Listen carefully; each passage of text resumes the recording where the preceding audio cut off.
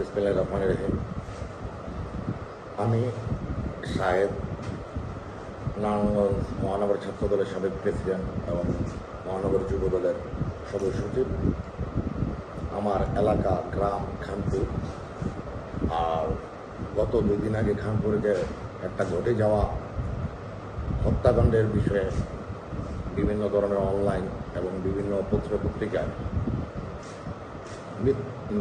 ভুল তথ্যভাবে বা মিথ্যাভাবে যে কোনোভাবে আমাকে জড়ানো হয়েছে বা আমার নাম নিয়ে এসেছে এবং নারায়ণগঞ্জের মতো একটা জায়গায় বিগত ফেসিবাদ সরকারের 16 বছর আমরা দেখেছি যে টর্চার সেল নামক জায়গায় মানুষকে এনে অত্যাচার করতো, টর্চার করতো। আর আমরা 16-17 বছর তার বিরুদ্ধে আন্দোলন সংগ্রাম প্রতিবাদ করে গেছি। তো ওই আমার নাম নিয়ে খানপুর জোড়াটাঙ্গিকে কেন্দ্র করে লেখা হয়েছে যে এখানে একটা টর্চার সেল হয়েছে নারায়ণগঞ্জে। কিন্তু আমি এর তীব্র নিন্দা ও প্রতিবাদ জানাই।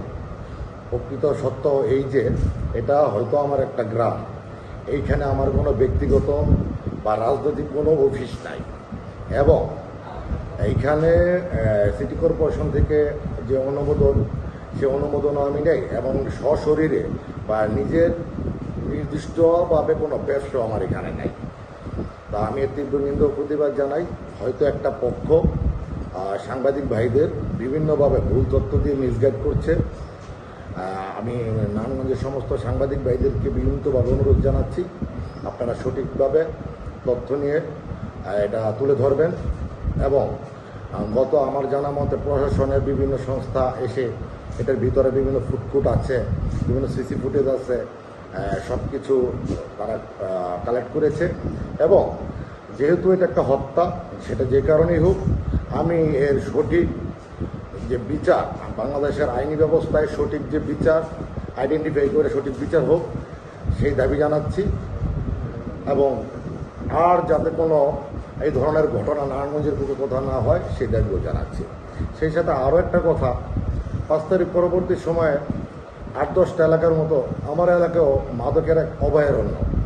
আমি আপনাদের সাংবাদিক ভাই অন্তর্ভুক্ত 10 জন বিভিন্ন প্রশাসনের বিভিন্ন জায়গায় নিজে ব্যক্তিগতভাবেও বিভিন্ন সময় আমি নিজের মোবাইল দিয়ে হোয়াটসঅ্যাপে নাম উল্লেখ করো যে খানপুরে যে মাদক ব্যবসা হচ্ছে তার জন্য একটা প্রতিকারমূলক একটা ব্যবস্থা নেওয়ার জন্য আমি কিন্তু বারবারই দাবি জানিয়েছি। আমি চাইলে সেটা প্রমাণও দিতে পারবো। আমি অনেক সাংবাদিক নারায়ণগঞ্জের যারা বড় সাংবাদিক, ভালো সাংবাদিক যাদের সাথে আমার ব্যক্তিগত যোগাযোগ আছে, আমি তাদেরকেও মেসেজ দিয়েছি। এই হচ্ছে আমার বক্তব্য।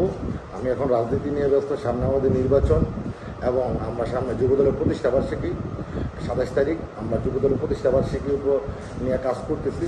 তারই ধারাবাহিকতা যে দিনের ঘটনা, তার মনে হয় 1-2 দিন আগে থেকে আমি ওই অঞ্চলে আমার যাওয়াও হয়নি।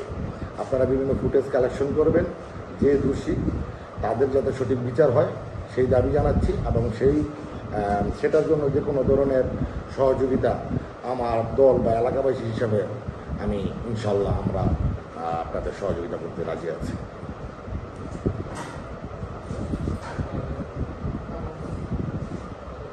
বুঝছেন দাদা?